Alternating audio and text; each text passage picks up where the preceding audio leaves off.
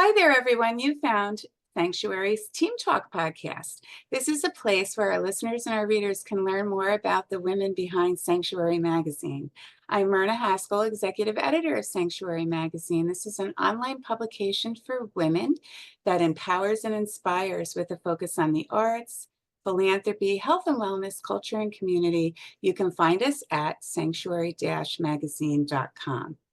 Today, my team member guest is Jillian Crocetta. She's a HR professional. She is also seeking her MFA in creative nonfiction from Queens College, and she happens to be a regular contributor for Sanctuary magazine. Hi there, Jillian. How are you today? I'm good. How are you? I'm great. And I see you once in a while, but it has been a while, but I've been seeing you've been traveling and stuff. So maybe we can talk about that a little bit at the end. But I like Yeah. to start these by talking about how I met each team member. So if you can bear with me for just a moment.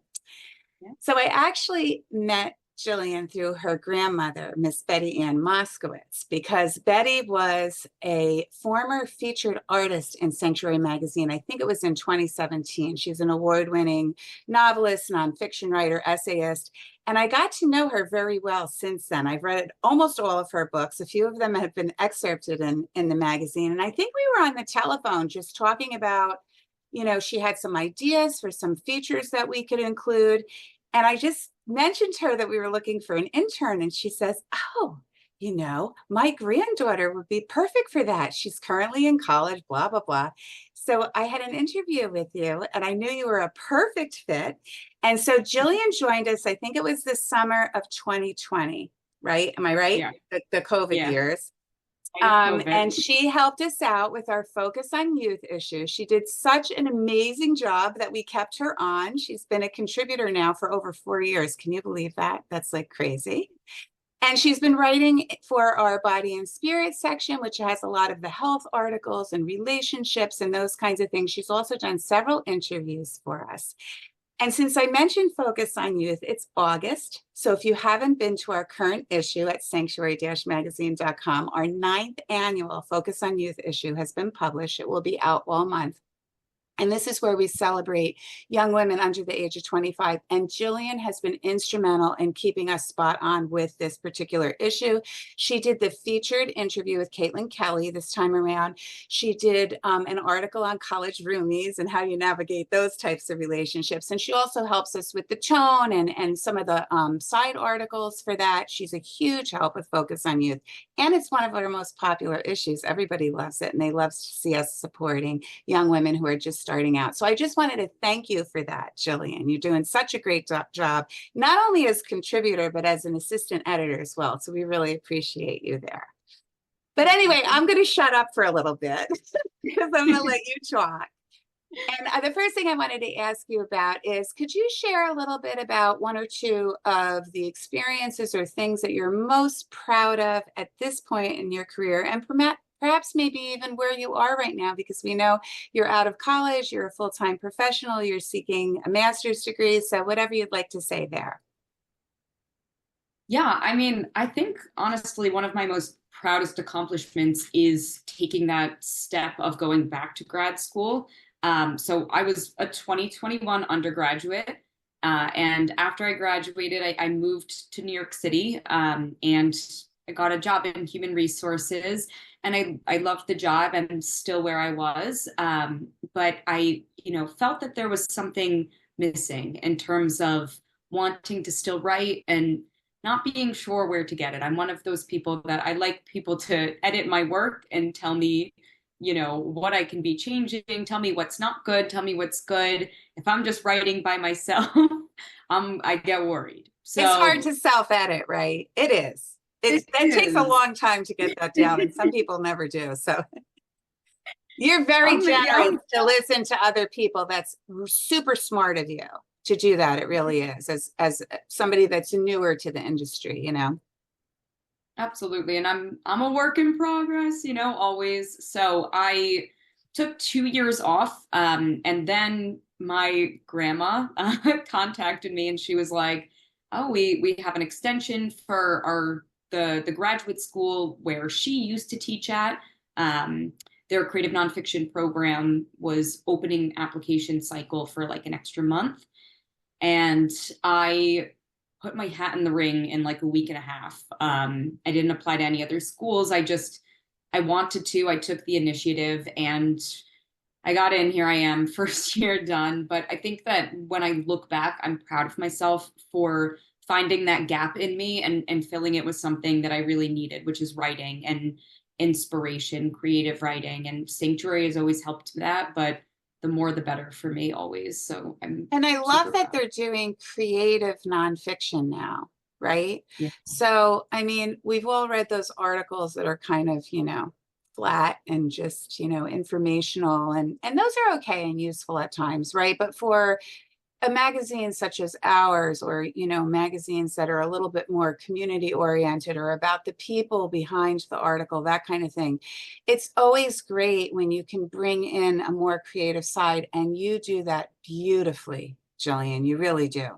You have a great career in front of you. I know that because you've been doing some fabulous work for us. So I'm glad it's going well at Queens College. Then you're enjoying your coursework and everything. I really am. It's been such a great experience. I start back in a couple of weeks and I'm excited. I've been doing a lot of reading this summer, but I'm excited to get back into writing just more steadily. Although Sanctuary has kept me, in practice this summer, especially with Focus on Youth. I was like, we couldn't have planned this more I perfect. know, right? Because I know how busy you are with all these other things you do. It's But we'll keeping the take wheels you when we turning. can get you, Jillian. That's great. That's really great. Well, I know you have a terrific future ahead of you, but we're going to get into a little bit some of the fun stuff because we have these questions. And if you've been following Team Talk, folks, you know that we came up with some interesting kind of questions that we were going to ask each person that came on, just so you can get them to know them a little bit more intimately. And some of them are fun, some of them are more serious. But Jillian went ahead and picked out three that we're going to discuss, and I'm dying to know her answers actually. So the first one was, if you could think about it, what profession do you think you would be in another lifetime or a previous lifetime? So what would that be? So I think in another lifetime, I would be owning an independent used bookstore. I'd have, a couple cats just kind of milling around. When customers weren't in or when they're busy, I can sit at the desk and read a book.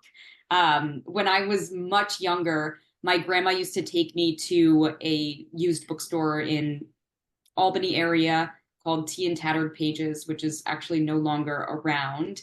But it really, I mean, I was always a reader and just kind of being able to go there. I used to explore the young adults, the YA section a lot. But it always just seemed so comforting. And I thought, that is what a nice way to make a living. Yeah. And I should have known you were going to say that because I think if folks go to our About section where we talk about our team, I think you said something about bookstores. I haven't looked at it in a while, but you did, didn't you? I Yep. should have known that one was coming up. I love libraries and bookstores as well. I mean, I come from the generation with the old, catalogs. Like you had to go through to look up, in alphabetical order what you were in the Dewey Decimal System and the whole thing. I mean, it's so different now, but just the smell of old books and going in and it's quiet and just picking out something you've never read before and sitting in one of the comfy chairs. I just like love that too. So I think that's really cool. You should do that someday, I think. Yeah. Yeah, it sounds like fun. It sounds like a fun profession, right? Because you get to do what you love and you get to make some money doing it. So that's what we all hope for in life, right? Absolutely. Yeah. So anyway, then, and I'm cheating by looking here. That's right, binge watching. So we had a question where, and so many of us don't have this time, right? Because we're doing 1,010 things. But if you did have a Saturday where you weren't out doing something else, like you probably always are, and you just were going to relax at home and you could binge watch any show you wanted, which one would it be? So I picked this question because I have a dual answer, which I think is speaks to my personality. I would either go with the show Supernatural, which was on WB CW, 15 seasons long. Got the two brothers fighting monsters and ghosts and all that. And I have always been interested in that. I love writing about like Gothic literature and things like that. So I always appreciate the urban legends, the monsters, the ghosts. Me too. But Actually, several of our team members feel the same way. We need to talk about that at some point and see what's going on there. might be a writer thing, right? Yeah, Like yeah. there's a very specific path, I guess, that we go down. But on the other hand, I am a big Bravo reality TV fan. So you could also catch me binge watching Vanderpump Rules or one of the Housewives franchises. Absolutely love them. It's such a guilty pleasure. And it's And a good they way to really shut down though, right? These are the things couple of sometimes you just need to laugh or you just need to turn your brain off and do something totally different than you're doing 24/7 the rest of the time, right? That's great. I absolutely. don't think it's a guilty pleasure. I think it's fun. That's what I think. So whatever, makes you feel good. There you go. Yeah, Oh, it that's makes cool. it Any certainly makes me favorite feel better. housewife or reality? You mentioned Vanderpump. Any favorite housewife Favorite franchise? housewife. There's so many of them now. So many. My mom will hate me for saying this, and my grandma. I like Lisa Rinna. I think she's always she's stirring up trouble sometimes, but she, And she's she got has a great good hair. time.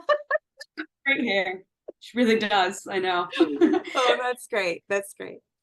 Okay, so best advice. This is a little more serious. Best advice you've received from someone, and I don't know if you thought about this a lot, but it could be pretty much anyone, a family member, a mentor, a professor, like anybody that told you something that really stuck and you think is going to stick throughout your life kind of thing. Yeah. I also have two answers, I think. Oh, One of good. them is related, and then one of them is just a little bit more about life in general. So I've heard this, honestly, I couldn't even pinpoint the people that have told me this because I feel like I've heard it in different variations at different points in my life. But I think one of the best pieces of advice I've gotten is to really, one thing at a time, slow down. Um, I think sometimes with productivity and me, I want, when I start doing everything, I clean the house, now I have to do this, and that. And then I burn myself out very quickly. So I always appreciate when I can just take a step back and be more methodical in my day. Do one thing, take a break if need be. I think that's like really helped me structure my life, and it's helped me in my work, just in general in life, and even in my social life in terms of going out and seeing people, but also taking time for myself. So I think just Right. by Y- You know what, yeah. Jillian? I think a lot of people need to think about that. A lot of things that we've done through the magazine, I know you know this, has been about sort of work-life balance and, when to know enough is enough, self-care, like all of that. And I think a lot of women in particular struggle with that because we tend to, I think, as a gender, multitask, a lot. It's not to say that men don't also multitask, but just with all of the women I've worked with, I know that a lot of us do struggle with that we do lots of times try to do too much and we do get burnout, right? And that's the last thing. Then you're depleted and you can't really help the people in your life either when you want to, right? Exactly. So that is a really good piece of advice to slow down. I need to take that piece of advice as well. I need to put that one on my wall, I think. Slow down. But you said there were two, so what's the other one? Yeah, I think my other one, just in relation to writing, I thought that this was a really interesting piece of advice I'd gotten recently. But one of my professors at Queens College, so like I said, I'm in the creative nonfiction sort of concentration, but we have to take a class outside of our specific genre. So I took a poetry course, and I feel like often in the past, with poetry, definitely, and even with creative nonfiction, I had this tendency to sort of make things maybe a bit more convoluted than they needed to be. I think like a lot of times when people think of like poetry, at least for me, when I used to write it, I was just like, oh, bury the meaning so much in these like images and metaphors and things like that. And my professor had said, like if people can't understand what's going on here, they're not going to take anything out of it and it's not going to mean anything to them. And I think that's important to hear. And just in different variations, in different ways, I think about this, not to say that I'm writing crazy metaphors for Sanctuary or even some of my more straightforward essays, but I always try to find that relational piece because I think that's so important. And I think that comes with finding your own writing voice, which, I'm constantly working on and developing, and just being like authentic in a way where people can actually like relate to you and hear your voice come through the words. And that's so important as a young writer too, is to find your voice. And it's when you're well read as you are, it's you have your favorite authors and you're reading. Like I remember at one point my roommate in college told me, that sounds like Stephen King. Because I was reading all the Stephen King books at the time. And then I started writing like him. So I think was it a professor that told you this to dig Yeah. I think when it comes from the gut, when you really get it from the gut and you just don't think about all that other stuff, all of the things that you learned in school, the do's and the don'ts, and you just like let it come out like naturally, you can always go back and fix a little, right? But if it just comes directly from the gut, it's going to be more of a natural voice for you, I think. And I feel that you're already developing your voice. I mean, I think it's great that you're in a graduate program and you can dig in a little bit more to that. And you're probably doing twice the amount of work that maybe you would have been doing if you weren't in a program like that. But, I think we even have to check ourselves, mid-career and towards the end of our career because we can get stuck, I think, and in ruts sometimes with what we're writing and what we're doing, and I'm sure that Miss Betty Ann Moskowitz could talk to this as well because she's had such a long career and, how did she change over the years? What did she keep? What did she let go? So it's always a process. You could be in the industry for 50 years and you're still working on that process. So the fact that you're exploring that and noticing that is really, really important. I see you being a mentor someday, Jillian. Well, thank I you. I mean, I've said it a million times, but you're certainly a mentor to me. And, it's Oh, thank been you. such Thank an you. Yes, I love working with you. Absolutely love working with you.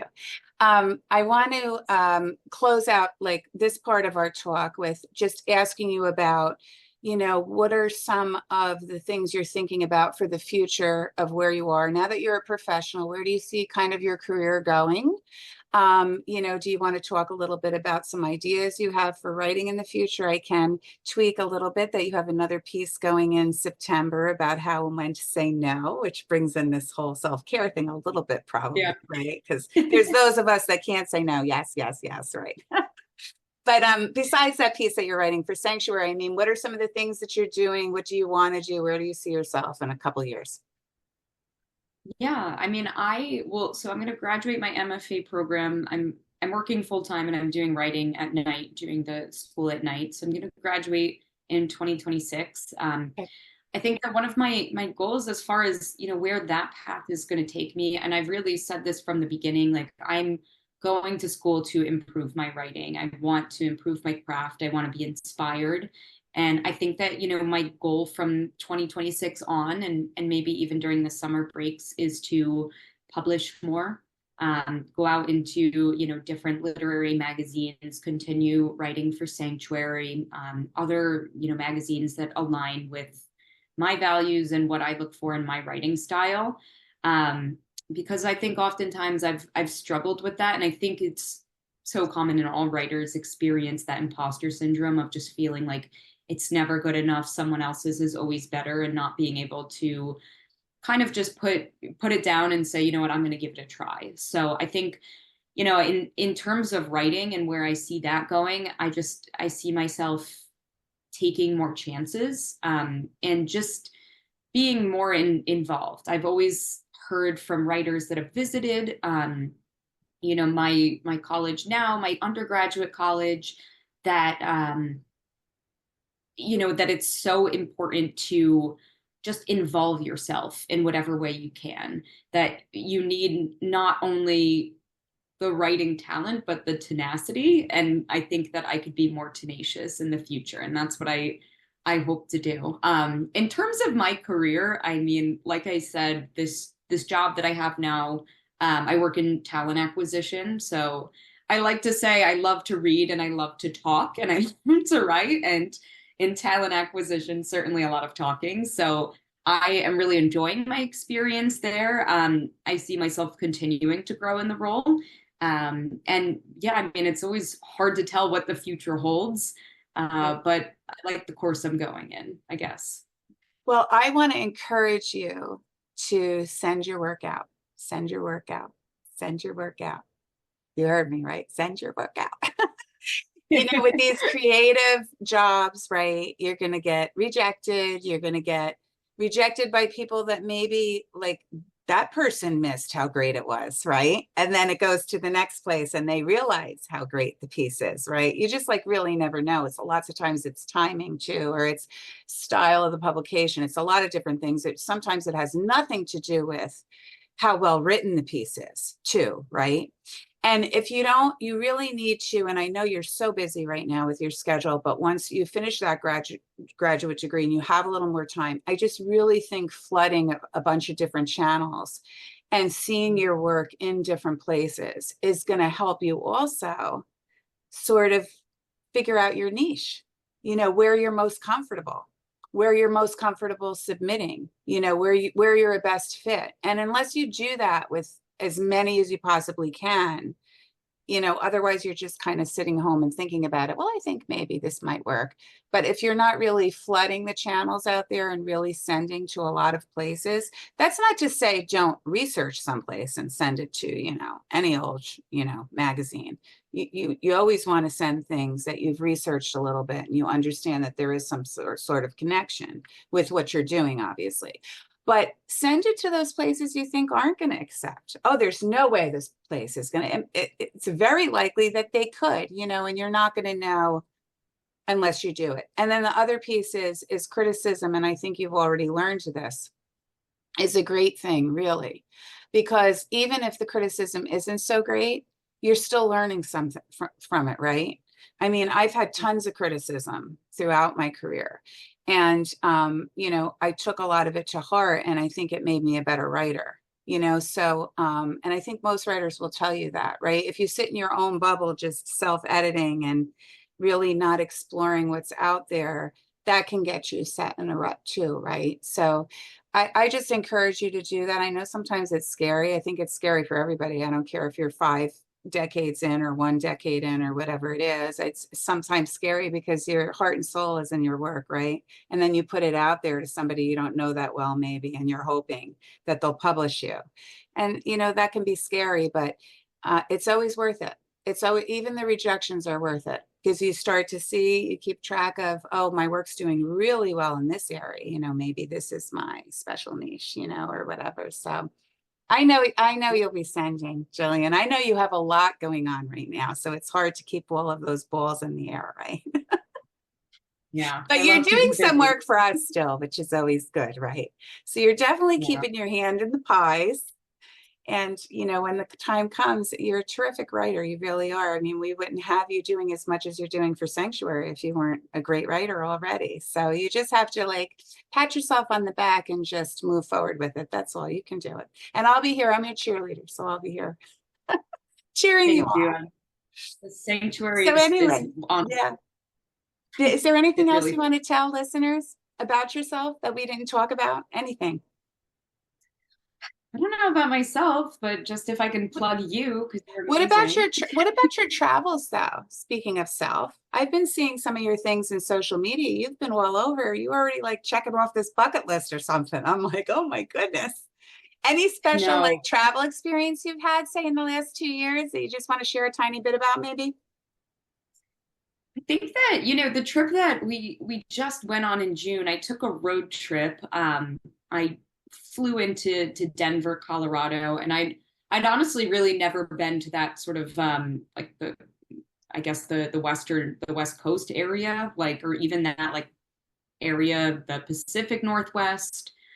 So I started there. I had a really good friend from college that lived there. And I found that it was like so healing to see like friends. I was saying that like typically when you think of a relaxing vacation, you think of like being on a beach with a book.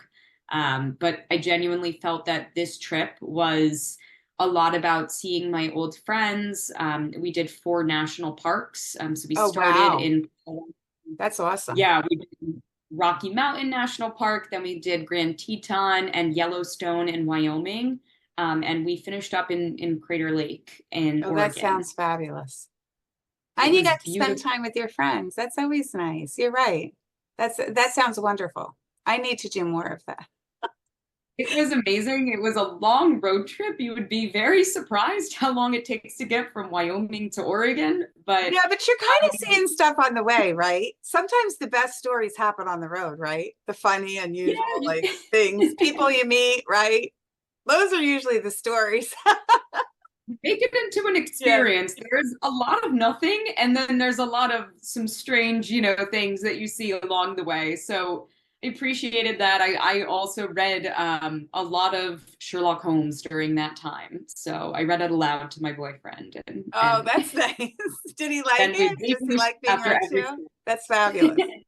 It's I mean, he really had good no to read out choice. loud, right? It's good to read your own work out loud. You catch mistakes that Yes. way. That's the best way to That's self-edit. great. I think that's the only way to sometimes.